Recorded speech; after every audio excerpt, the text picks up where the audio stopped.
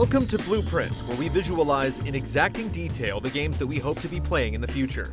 Whether we're talking about a recently announced game for which details are scant, or just letting our imaginations run wild with a concept all our own, we aim to cobble together a vivid picture using ideas from all over the gaming universe.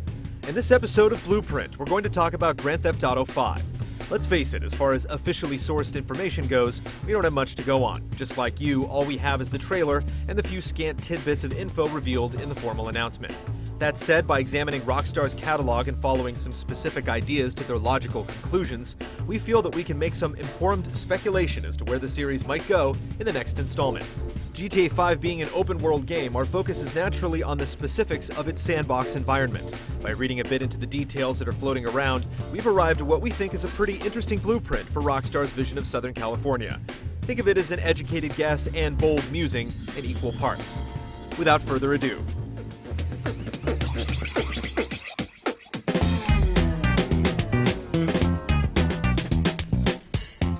we're not exactly going out on a limb with this line of speculation. In Rockstar's words, GTA 5 will be set in a reimagined present-day Southern California.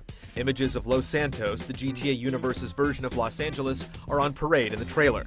Given that the city already exists in GTA San Andreas, it's safe to say that we've experienced a version of GTA 5 setting in prototype. But just like GTA 4 did for Liberty City, we expect this new iteration of Los Santos to put the earlier one to shame. We can glean some key details as to how the new Los Santos might look from a careful inspection of the trailer. Vinewood or Hollywood will make an appearance, so will Little Seoul, presumably the game's version of Koreatown, if the signs on the interstate are to be believed. We've also seen environments that resemble LA's beachfront communities, from the grittier rendition of the Santa Monica Pier to a quick shot of a distinctive Venice intersection. The posh home in the hills we see briefly brings to mind upscale communities like Bel Air or Palos Verdes. It's more or less a given that the city will be rendered in exquisite detail, but we're also wagering that GTA 5 will develop game mechanics around the various ethnic and social enclaves that inhabit their vision of Los Santos. We've seen this sort of thing utilized to great effect in Rockstar's previous open-world games, and San Andreas in particular took the idea in an interesting new direction with the way it implemented gang warfare. For better or worse, LA's gang culture occupies an iconic place in the American imagination, and a series like GTA, which aspires toward crime drama, would be remiss to not take advantage of this. It would be especially cool, though, if GTA 5 took a finer look at the demographic groups and subcultures that make up Los Angeles, and harnessed their energy to bring this whacked-out vision of the city to life in ways we might not expect.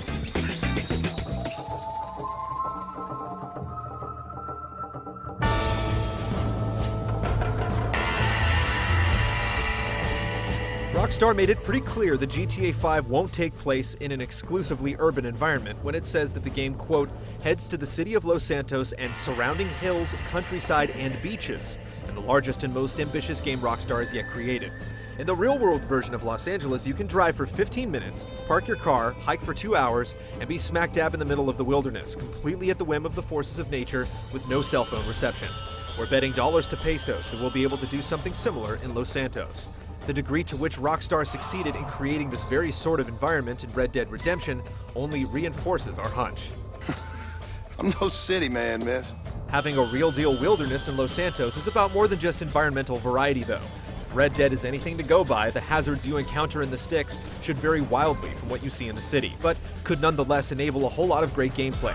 And there's no shortage of hostile wildlife in Southern California. The signs greeting you at most any trailhead will warn you of potential encounters with bears or mountain lions, and you'll be hard-pressed indeed to go on a hike without at least hearing evidence of a rattlesnake. There's also the often overstated danger of running into unhinged psychos in the middle of nowhere. The possibilities have GTA written all over them. And let's not ignore the potential for sheer sandbox joy inherent in tearing recklessly down a trail on a mountain bike. We're sure we're not the only ones who can think of some funny off-color names for GTA 5's fictional bicycle brands. Red Dead Redemption did a brilliant job of making its teeming wilderness rewarding to explore by peopling it with all manner of points of interest, and bringing it to life with a dynamic and deadly ecosystem. If it's anything like the real LA, Los Santos will have more than enough real estate with which to do the same.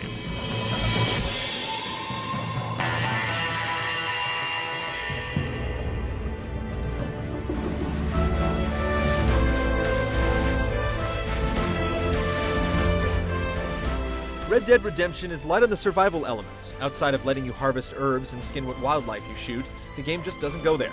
Metal Gear Solid Snake Eater, however, does. The ways its survival elements map to mechanics we saw in San Andreas makes it seem plausible that GTA 5 could flirt with nitty-gritty survival. Just like Snake has to scavenge the remains of his kills for sustenance to keep his stamina up, so does CJ have to scour the urban landscape for junk food if he wants to continue to function at his best.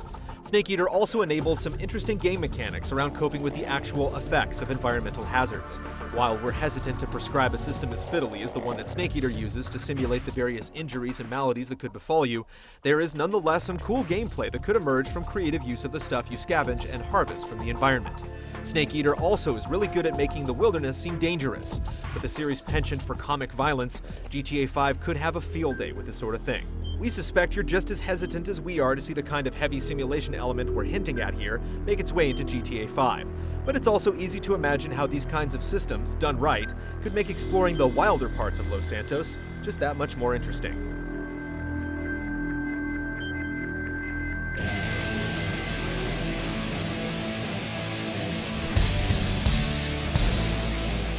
It would be disingenuous to say that the GTA games aren't already really good at encouraging vehicular mayhem.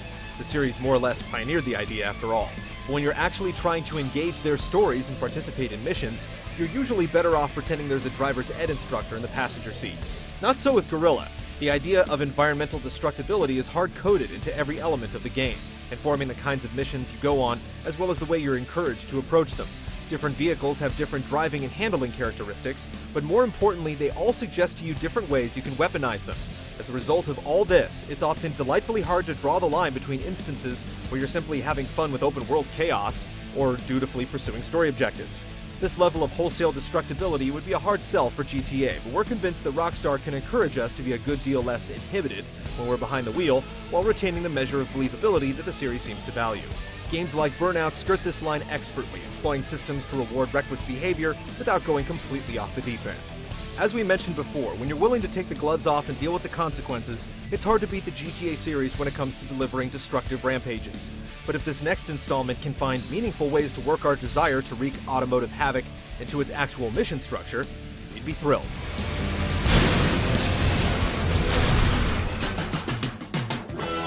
If Grand Theft Auto 5 is truly to be the most ambitious game Rockstar's ever made, then all this stuff is certainly within the realm of the possible.